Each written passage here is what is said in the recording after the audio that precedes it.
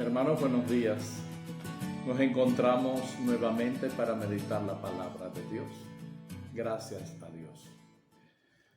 Y es el miércoles 14 del tiempo ordinario. Tenemos como primera lectura el libro del Génesis, del capítulo 41, los versos 55 al 57, y del capítulo 42, los versos 5 al 7, y luego los versos de ese capítulo 42, del 17 al 24. Bien, pues José, el hijo de Jacob, el que fue vendido por envidia por parte de sus hermanos a los egipcios, pues sabemos por la historia el rumbo de los acontecimientos, la figura que llegó a tener José en Egipto. Y es el momento en que, por el hambre, la hambruna, los hermanos de José, los hijos de Jacob, se encuentran para pedir ayuda a José, sin saber que es su hermano, al que daban por muerto. Bien, decimos 6 cositas, 6 ideas. Primero, en aquella época el hambre, la hambruna, era frecuente y extensa en la región del Mediterráneo. Era algo común. Y segundo, Egipto era conocido por su posibilidad de procurar ayuda. Los egipcios tenían, entre otras cosas, la posibilidad de almacenar algunos alimentos en las pirámides. Tercero, la prueba a que se somete José a sus hermanos, tiene una finalidad por encima de lo que ellos sospechaban, como lo demostrarán los hechos. Aunque se sienten ellos contra la pared, sin embargo las intenciones en el fondo de José son otras y son muy buenas para sus hermanos, aquellos hermanos que lo habían traicionado, lo habían vendido. De alguna manera, esta parte de la historia de José apunta una luz al Nuevo Testamento, a Jesús el justo, que es vendido por los suyos. La angustia de los hermanos recuerda la angustia que ellos hicieron padecer a José y los hace conscientes de su culpa. ¿Y cuántas veces no nos pasará a nosotros como le pasó a los hermanos de José? Que a veces tenemos que tocar fondo para darnos cuenta de lo que siente el otro hermano. Este es el primer signo del cambio que José intentaba producir en ellos. El arrepentimiento, el dolor, el remordimiento de conciencia. Al atar a Simeón, y no como era de esperar a Rubén el mayor, José dará ocasión a los demás para sospechar que Dios había tratado con piedad al único que había intentado salvar a José. Amigos míos, ojalá que esta historia nos ayude a meditar. ¿Qué tenemos que acercarnos a este paradigma, a este José, que hoy nos presenta la palabra de Dios para meditar? Y vernos en la historia de la salvación.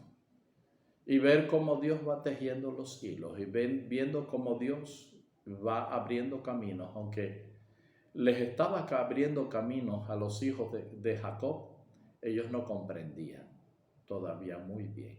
A veces no comprendemos, pero Dios va delante de nosotros y lo que tenemos es que tratar de ser fieles a su palabra y arrepentirnos cuando nos toque arrepentirnos. Amén.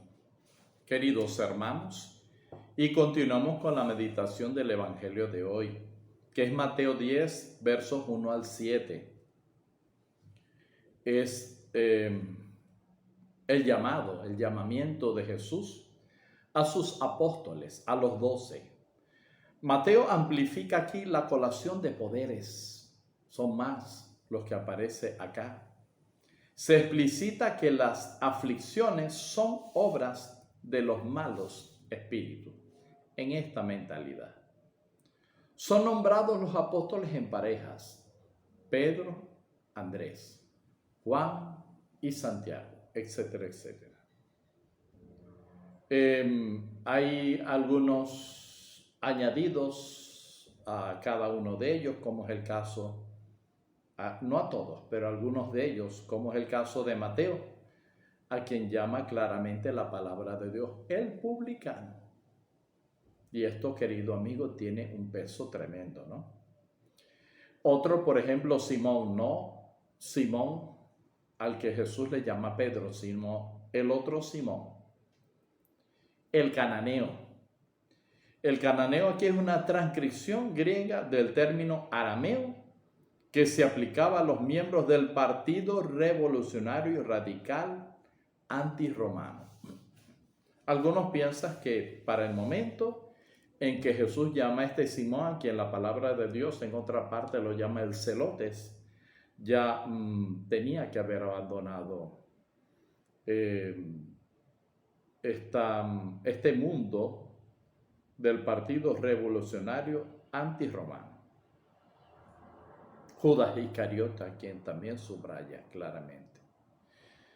La misión de Jesús en un principio quedó limitada al mundo judío y se los dijo a ellos: vayan en estos momentos por las ovejas descarriadas de Israel. Pero ¿qué es esto? Si sabemos que el mensaje del Evangelio es universal para todos los pueblos, ya lo vamos a entender. Pero el ideal era que el judaísmo, transformado por la fe en su Mesías, hubiera sido el agente de la proclamación a los gentiles. Eso hubiese sido el ideal. Pero, aun cuando aquí se está diciendo esto, vayan solamente a las ovejas descarriadas de Israel, no entren a las ciudades, a los poblados de los gentiles.